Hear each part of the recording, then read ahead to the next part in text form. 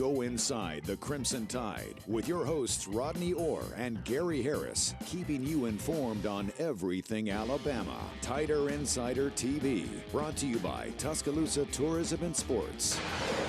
Hello again, everybody, and welcome into another edition of Tider Insider Television, brought to you, as mentioned at the top, by Tuscaloosa Tourism and Sports. We got the nice tumblers from Don Staley and Company, alongside Rodney Orr from TiderInsider.com. I'm WVOA 23 Sports Director Gary Harris. Well, Alabama football has wrapped up fall camp. We're back in school now, and we're only just a few days away from the actual game week. The game itself is 11 days away, a week from Saturday in Atlanta against the Miami Hurricanes. Now, here's some video from Alabama's 18th fall practice this afternoon inside the Hank Crisp Indoor Facility.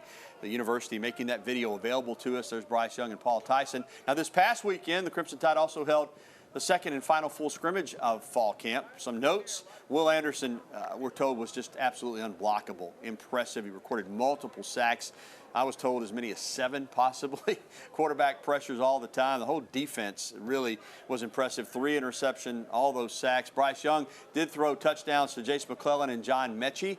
The third, Mechie's touchdown, was reportedly an 80-yard play. Paul Tyson had a 56-yard bomb to Jamison Williams, who has been impressive. The offensive line, though, once again not at full strength without Emil Ekiyor and Kendall Randolph. Of course, last week in the first scrimmage, they were shorthanded too, and against that defense, that's problems as far as trying to block. Bryce Young talked to the media about what it was like learning behind Mac Jones last season. As a young player coming in, getting to play behind Mac and getting to sit behind him and watch him and see him operate last year, to see all the stuff he did on the field and to see all the stuff he did off the field, all the stuff that not everyone knows that he did, was really big for me. And being able to see that, see all the success, and be able to kind of work towards it has been a big challenge for us, a big challenge for me, and it was a huge learning experience, and I'm definitely glad I was able to be a part of it. All right, Mac Jones had to sit on the sidelines and learn from Jalen and Tua. And then Mac leading the way last season, and Bryce learning from him. He did not get to play as much as he probably would have in a normal season. But what do you think that, you heard him talk about it, that he learned just kind of watching that he can apply to his game once he's on the field beginning September 4th against Miami? Well, I think one thing that you learn, Gary, when you sit around a really good veteran-type player, especially a quarterback, a guy who's waited his turn, just the maturity that Mac Jones exhibited, the leadership. That's the thing that Bryce Young talked about the most, the one area that he's worked on the most. And I think being in a position last year to sit and observe Mac Jones, the leadership that he provided for that team, is something that's going to be really invaluable to Bryce Young as he takes the reins this season, Gary, because it's something that, again, when you're coming from high school, it's a totally different animal here. Playing in the SEC and being the quarterback of a team, it's a lot more than just playing. It's the leadership that you provide. Rodney, Paul Tyson, Jalen Milroe, all the quarterbacks had to deal in the scrimmages with a Alabama defense that can flat out get after you. And that brings up the offensive line on the other side. Of course, I know they haven't been a cohesive unit because of some injuries, but it's time, they start preparing for a game this week. They got to come up with 5 guys that they're going to go into the game with. How concerned are you about the offensive line at this point? Well, I'm not real concerned. I tell you why, because they have a lot of talent. And I think they have great coaching, obviously. I think Doug Marone's one of the most reputable offensive line coaches in the country. There's no question about that. He's been doing it a long time. And so with the coaching and the players that they have, again, I think they have a good foundation. You've got Evan Neal at left tackle, Emil Ekiyor at right guard. Chris Owens has experience at center, although Coach Saban said there's competition at center. So we'll see there. Darian Dalcourt's a young player at that position. Seth McLaughlin that's competing. So the right tackle spot is really the one that I look at and I say, okay, is J.C. Latham going to take this position with the injury to Kendall Randolph? You never can predict these ankle injuries that he has. Is it going to be a nagging thing? So I think that's a position. You look at J.C. Latham, Damian George is another young player that's worked at that spot. So we'll see how that unfolds. But I think as time goes on, this will develop into a good offensive line. And a quick thought on the defense. Now, once you get into the season, you're going to be facing some explosive offenses. You look at that schedule. It's beginning with Miami, but Ole Miss is on there. We know what they can do. Potentially LSU could, with all their weapons on offense, a lot of these teams. How good do you think this Alabama offense or Alabama defense can be this year? Will it remind us maybe of the 2016, 2011, those type of defenses? Just different because they're going to be facing a little bit different offenses for the most part. I think the pass rush is the thing that really stands out to me that's going to be the difference for this team. You look at Will Anderson, Chris Allen, some of those other young outside linebackers, Chris Braswell, Drew Sanders, get opportunities to play. The maturity on the inside with Christian Harris and Henry To'oTo'o. Jalen Moody, of course, is certainly competing for opportunities too. The secondary, I think with Jordan Battle, Josh Jobe back for his third year as a starter.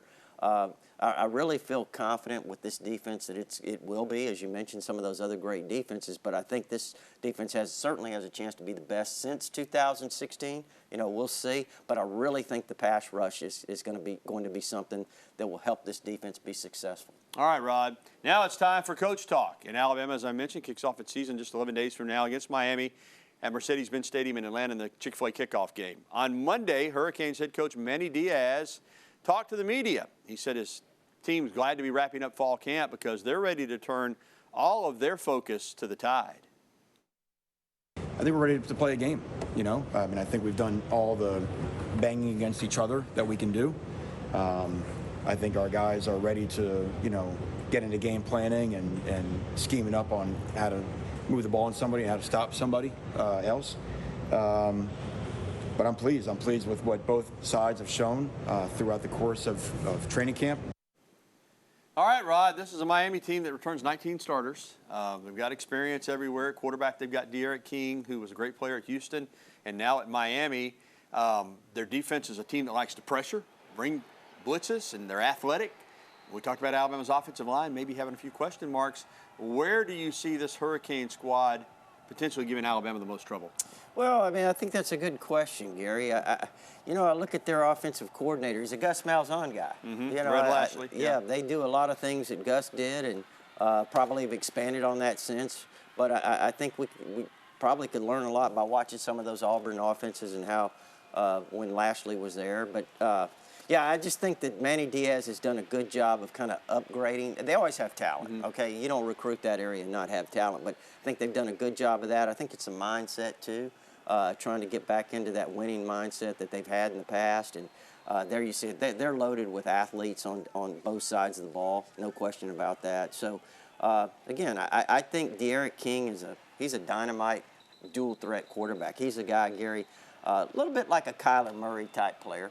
He's very elusive. He's not real big, but he can throw the football as well. So you've got to not only contain him as a runner, but he's very dangerous when he's kind of running around and throwing the football. So can extend plays. Yep, that's right. Yep, it's almost here, a week from Saturday. Well, the preseason coaches all-SEC team is out, and not surprisingly, Alabama leads the way with 7 first-team selections, 15 total selections overall. First-team selections include wide receiver John Mechie III, offensive tackle Evan Neal, defensive lineman Fedarian Mathis, linebackers Will Anderson Jr. and Christian Harris, and defensive backs Josh Jobe and Malachi Moore. The preseason coaches all-SEC team from Alabama, tight end Jaleel Billingsley, guard Emil Ekiyor Jr., linebacker Henry To'oTo'o, and defensive back Jordan Battle. Well, still to come on Tider Insider Television, the fall sports season is underway with mixed results so far from Alabama soccer. And Coach Saban is already in mid-season form. Stick around to see which player that he brought a little heat on after his scrimmage on Saturday with his press conference. We'll have that. And we'll be getting your phone calls, emails, and tweets. The phone number 205-348-9882, 205-348-WVUA 9882, or email us at TITV@WVUA23.com, or you can tweet at us using the hashtag TITV. We'll be right back with more of the show that takes you inside the Crimson Tide, Tider Insider TV.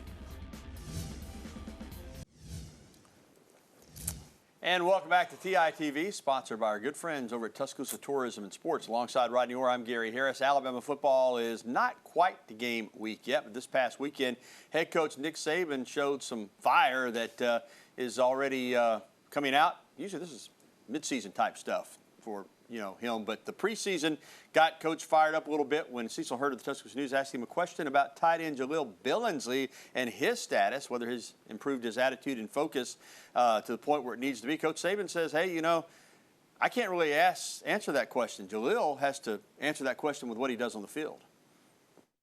Well, that's up to him. That's not up to me. You know, he knows what he's supposed to do in practice. He knows what he's supposed to do. You know, this is not a democracy. Everybody doesn't do what they want to do. Everybody don't get to do what they feel like doing. You got to buy in and do what you're supposed to do to, you know, be a part of the team and do the things you need to do in practice every day. To give you some context, Billingsley was not seen during the media viewing period at the first practice of fall camp a couple of weeks ago. At that time, Coach Saban said Billingsley had to, quote, buy into the principles and values of the team and be a good teammate. That's the quote from Coach Saban. So, Rodney, you heard Coach Saban there talking about Jaleel and what he needs to do. I know it's not a message just for Jaleel. I think that's for all the players. But at Alabama, there are a lot of talented players. Jaleel Billingsley is certainly one of them. But no individual here at Alabama is bigger than the team. And all the members of the team have to do what they're asked to do to be in good standing. So you got Cameron Latou, you got Major Tennyson, you got the freshman out of South Carolina, Robbie Oates. But this guy's talented enough that he's an impact player. Do you think that we're going to see a lot of him in the game against Miami? Well, let's hope so.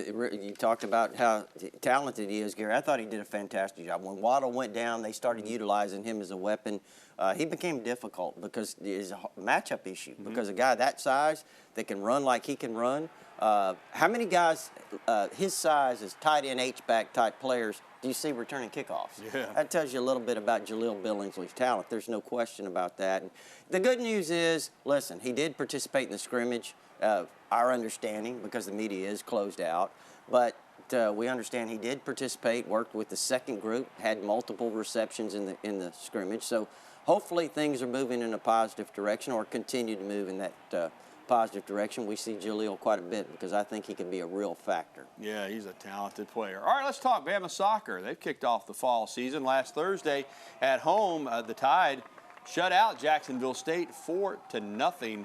Dominated, outshot the Gamecocks 25-5. Unfortunately, the success was short-lived, but no shame here. They went to Tallahassee to play the #1 ranked Florida State Seminoles, where Wes Hart used to be an assistant, the head coach at Alabama. They got beat 4-0. Alabama soccer back in action this weekend. The Crimson Tide hosts Lamar on Friday at 7 p.m.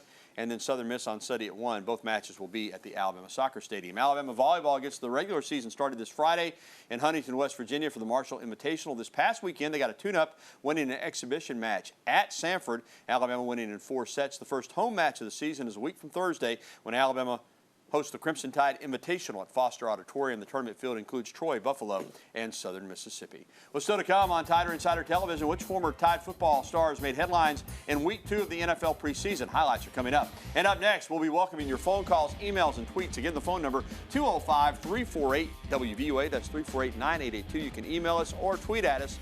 We'll be right back. We want to hear from you, Tider Insider Nation, next right here on TITV. Dolphins and the Falcons playing on Saturday night. A trio of former Alabama players participating. Tua Tagovailoa and Jalen Waddle for the Fish, and A.J. McCarron for the Falcons. Calvin Ridley didn't play in the game. Tua, big night, 16 of 23 for 183 yards and a touchdown. Waddle caught 3 passes for a total of 21 yards. He got his knee rolled up on. Good news, he's okay. Not, though, the case for A.J. McCarron. Entering his 8th year out of Alabama, his first year as a backup to Matt Ryan with the Falcons. Non-contact injury. Watch his knee just give out here, Rodney. Watch it, watch it, watch it.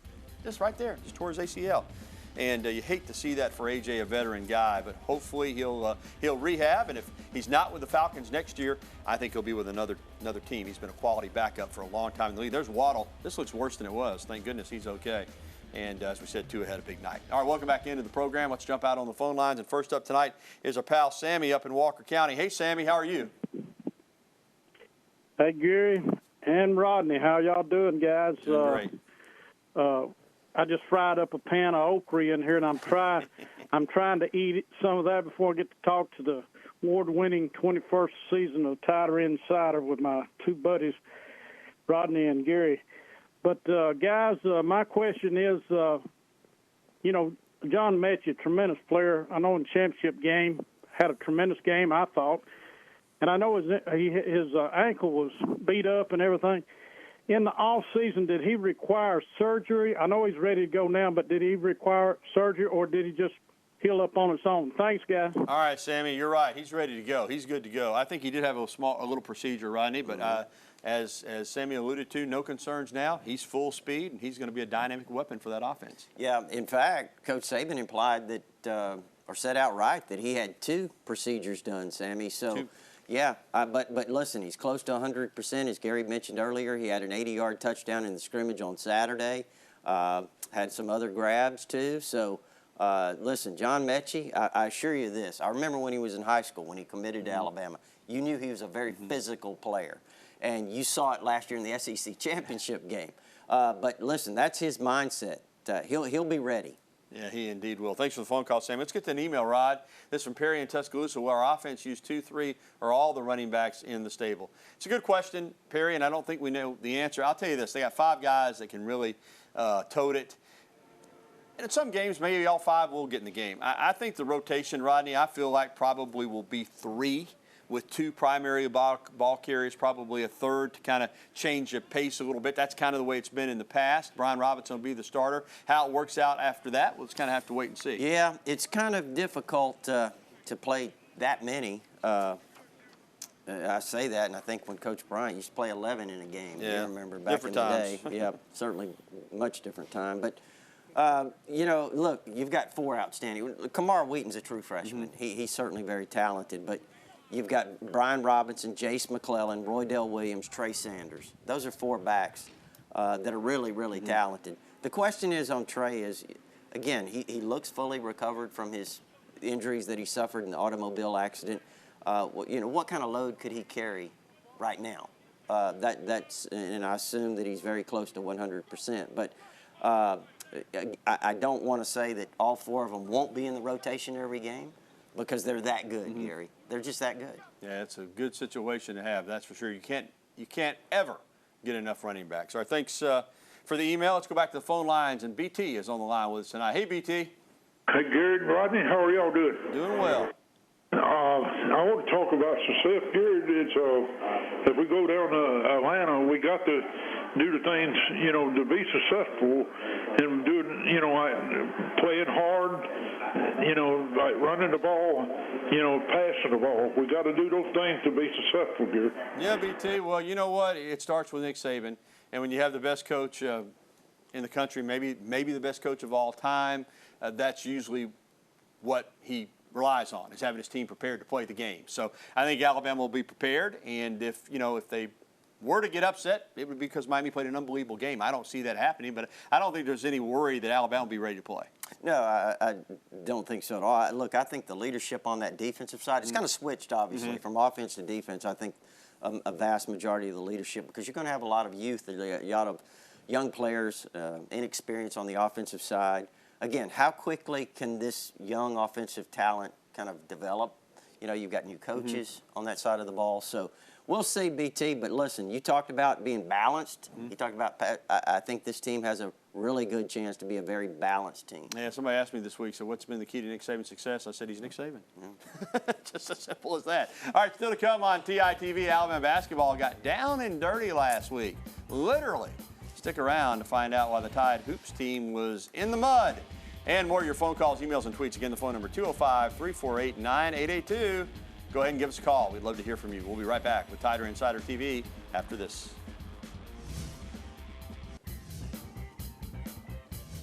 Bama men's basketball went on its 3rd annual preseason retreat last week. The team and staff got down and dirty down in Linden, Alabama. You can see from these pictures, they have no access to their phones, and they're focused on building connections with their teammates through various activities like mud crawls, runs, tug-of-war, fishing, and much more. What I like, Rodney, is the coaches get down and do it with them. And Nate Oates is fit now, let me tell you. In fact, I think he might have showed a few of the players up, Rod. But I love that kind of stuff, man. Yeah. Really good team-building exercises. All right, let's go back to the phone lines, and Ray is with us from here in Tuscaloosa. Hey, Ray, how are you? Hey, Gary and Rodney, how are y'all? Doing Big great. fans of the show. Oh, good. Yeah, I just had one question for you guys. A lot of other conferences are naming their starting quarterbacks. So I just wanted y'all's opinion on, obviously we know Bryce Young and Paul Tyson, but out of the 2, who do you guys think will start for the Tide this season? Well, thank you, Ray. And Nick Saban has yet to name a starter. I think everybody's expectation that follows the program inside the building is that it's going to be Bryce Young. And I would think this coming Monday, when Coach Saban holds his first game week press conference, and usually a depth chart is released, I think you'll see Bryce Young as the starter. Yeah, I mean, he's done everything but officially name him. I think it's a foregone conclusion right now. It's not that Paul Tyson hasn't improved dramatically, because he has over the last couple of years, and certainly looks like Gary now he's in position to really be a solid backup, which we've talked about the importance of that. So that's good news. Bryce Young's had a great camp. A lot of high expectations and hopes for him. And the freshman, true freshman, Jalen Milroe.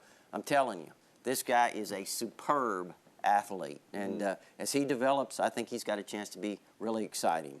All right, let's get to the email kind of quickly. This is from Kenny in Huntsville. Is Kendall Randolph considered undersized for the offensive tackle position? Well, first of all, hopefully Kendall gets well dealing with that ankle. Maybe so. It's amazing that 290 might Look be. at him right there, number 60. He doesn't look undersized. Number 60 looks but really good. But in this era of 300-pounders, but he is really fit. He's athletic.